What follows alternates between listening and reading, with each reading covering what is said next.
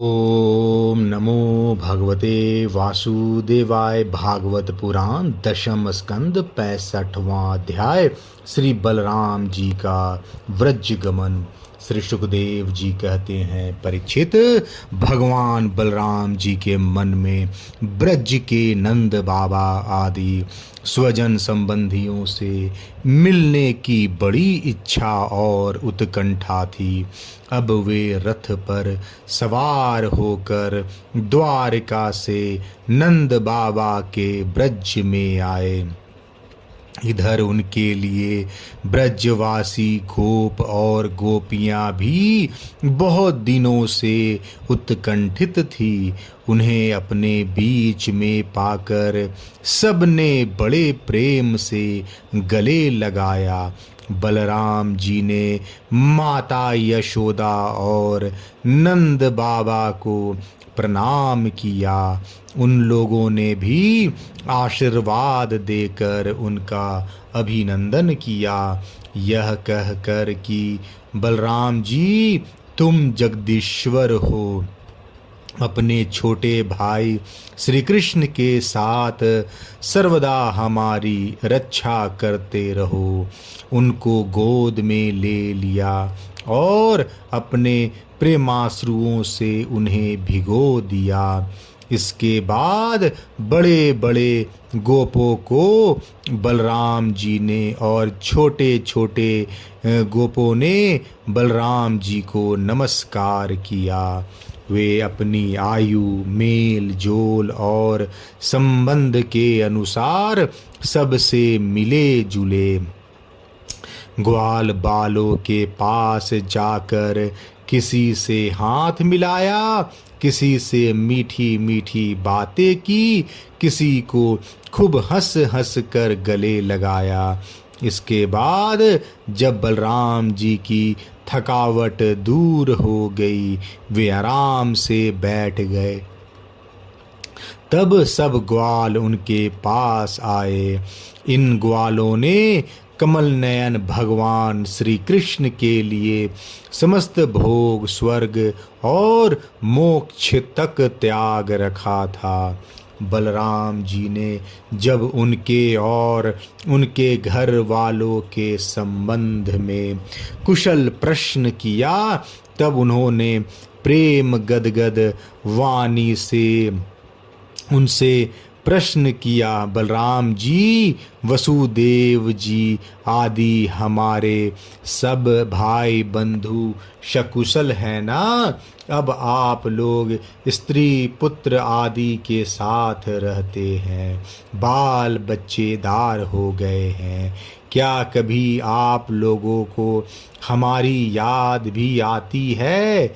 यह बड़े सौभाग्य की बात है कि पापी कंस को आप लोगों ने मार डाला और अपने सुहृद संबंधियों को बड़े कष्ट से बचा लिया।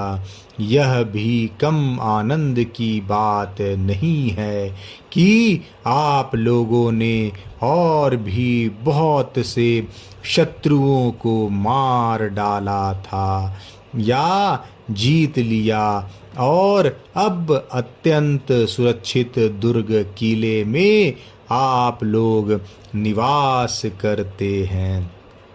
परीक्षित, भगवान बलराम जी के दर्शन से, उनकी प्रेम भरी चितवन से गोपियां निहाल हो गई।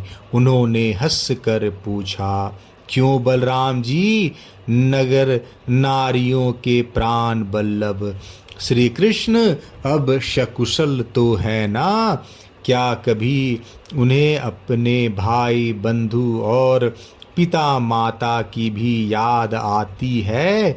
क्या वे अपनी माता के दर्शन के लिए एक बार भी यहाँ आ सकेंगे? क्या महाबाहु श्री कृष्ण कभी हम लोगों की सेवा का भी कुछ स्मरण करते हैं? आप जानते हैं कि स्वजन संबंधियों को छोड़ना बहुत ही कठिन है, फिर भी हमने उनके लिए माँ बाप, भाई बंधु, पति पुत्र और बहन बेटियों को भी छोड़ दिया। परंतु प्रभु, वे बात में हमारे सौहार्द और प्रेम का बंधन काट कर, हमसे नाता तोड़कर प्रदेश चले गए। हम लोगों को बिल्कुल ही छोड़ दिया। हम चाहती तो उन्हें रोक लेती, परंतु जब वे कहते कि हम तुम्हारे ऋणी हैं, तुम्हारे उपकार का बदला कभी नहीं चुका सकते, तब ऐसी कौन सी स्त्री है जो उनकी मीठी मीठी बातों पर विश्वास न कर लेती। एक गोपी ने कहा, बलराम जी, हम तो गांव की गवार ग्वालिने ठहरी, उनकी बातों में आ गई। परंतु नगर की स्त्रियां तो बड़ी चतुर होती हैं। भला वे चंचल और कृतघ्न श्री कृष्ण की बातों में क्यों फंसने लगी? उन्हें तो वे नहीं छका पाते होंगे। दूसरे गोपी ने कहा, नहीं सखी, श्री कृष्ण बातें बनाने में तो एक ही है। ऐसी रंग बिरंगी मीठी मीठी बातें गढ़ते हैं कि क्या कहना। उनकी सुंदर मुस्कुराहट और प्रेम भरी चितवन से नगर नारियां भी प्रेमावेश से व्याकुल हो जाती होंगी और वे अवश्य उनकी बातों में आकर अपने को निछावर कर देती होंगी। तीसरी गोपी ने कहा, अरे गोपियों, हम लोगों को उसकी बात से क्या मतलब है? यदि समय ही काटना है तो कोई दूसरी बात करो। यदि उस निष्ठुर का समय हमारे बिना बीता जाता है तो हमारा भी उसी के तरह भले ही दुख से क्यों न हो कट ही जाएगा। अब गोपियों के भाव नेत्रों के सामने भगवान श्री कृष्ण की हंसी, प्रेम भरी बातें, चारु चितवन, अनूठी चाल और प्रेमालिंगन आदि मूर्तिमान होकर नाचने लगे। वे उन बातों की मधुर स्मृति में तन्मय होकर रोने लगी। परीक्षित, भगवान बलराम जी नाना प्रकार से अनुनय विनय करने में बड़े निपुण थे। उन्होंने भगवान श्री कृष्ण के हृदय स्पर्शी और लुभावने संदेश सुनाकर गोपियों को सांत्वना दी और वसंत के 2 महीने चैत्र और वैशाख वहीं बिताए। वे रात्रि के समय गोपियों में रहकर उनके प्रेम की अभिवृद्धि करते। क्यों न हो, भगवान राम ही जो ठहरे। उस समय कुमुदनी की सुगंध लेकर भीनी भीनी वायु चलती रहती। पूर्ण चंद्रमा की चांदनी छिटक कर यमुना जी के तटवर्ती उपवन को उज्जवल कर देती और भगवान बलराम गोपियों के साथ वहीं विहार करते। वरुण देव ने अपनी पुत्री वारुणी देवी को वहां भेज दिया था। वह एक वृक्ष के खोलर से बह निकली। उसने अपनी सुगंध से सारे वन को सुगंधित कर दिया।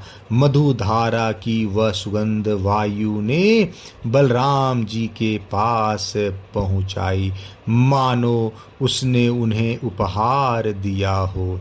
उसकी महक से आकृष्ट होकर बलराम जी गोपियों को लेकर वहां पहुंच गए और उनके साथ उसका पान किया। उस समय गोपियां बलराम जी के चारों ओर उनके चरित्र का गान कर रही थी और वे मतवाले से होकर वन में विचर रहे थे। उनके नेत्र आनंद मद से विहल हो रहे थे। गले में पुष्पों की हार शोभा पा रहा था। वैजंती की माला पहने हुए आनंदोन्मत्त हो रहे थे। उनके एक कान में कुंडल झलक रहा था। मुखार बिंद पर मुस्कुराहट की शोभा निराली ही थी। उस पर पसीने की बूंद हिमकन के समान जान पड़ती थी। सर्वशक्तिमान बलराम जी ने जल क्रीड़ा करने के लिए यमुना जी को पुकारा, परंतु यमुना जी ने यह समझकर कि ये तो मत वाले हो रहे हैं, उनकी आज्ञा का उल्लंघन कर दिया। वे नहीं आई। तब बलराम जी ने क्रोध पूर्वक अपनी हल की नोक से उन्हें खींचा और कहा, पापिनी यमुने, मेरे बुलाने पर भी तू मेरी आज्ञा का उल्लंघन करके यहाँ नहीं आ रही है, मेरा तिरस्कार कर रही है। देख, अब मैं तुझे तेरे स्वेच्छाचार का फल चखाता हूँ।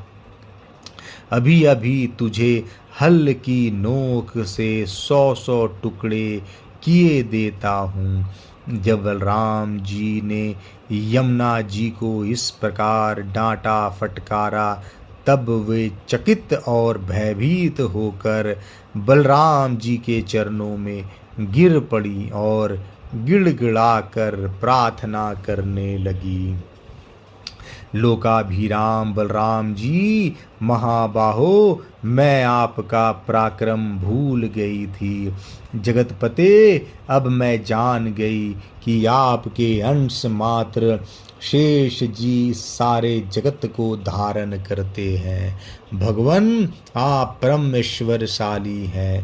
आपके वास्तविक स्वरूप को न जानने के कारण ही मुझसे यह अपराध बन गया है। सर्वस्वरूप भक्त वत्सल, मैं आपकी शरण में हूँ। आप मेरी भूल चूक क्षमा कीजिए, मुझे छोड़ दीजिए। अब यमुना जी की प्रार्थना स्वीकार करके भगवान बलराम जी ने उन्हें क्षमा कर दिया और फिर जैसे गजराज हथनियों के साथ क्रीड़ा करता है, वैसे ही वे गोपियों के साथ जल क्रीड़ा करने लगे। अब वे यथेष्ट जल विहार करके यमुना जी से बाहर निकले। तब लक्ष्मी जी ने उन्हें नीलांबर बहुमूल्य आभूषण तथा सोने का सुंदर हार दिया।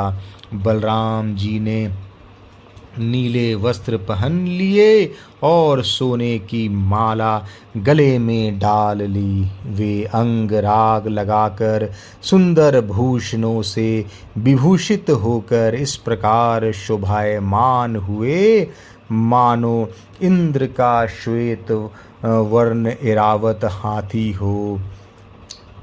परीक्षित, यमुना जी अब भी बलराम जी के खींचे हुए मार्ग से बहती हैं और वे ऐसी जान पड़ती हैं मानो अनंत शक्ति भगवान बलराम जी का यश गान कर रही हो। बलराम जी का चित्त ब्रजवासिनी गोपियों के माधुर्य से इस प्रकार मुग्ध हो गया कि उन्हें समय का कुछ ध्यान ही न रहा। बहुत सी रात्रियां एक रात के समान व्यतीत हो गई। इस प्रकार बलराम जी ब्रज में विहार करते रहे। 65वां अध्याय समाप्त। जय श्री कृष्ण।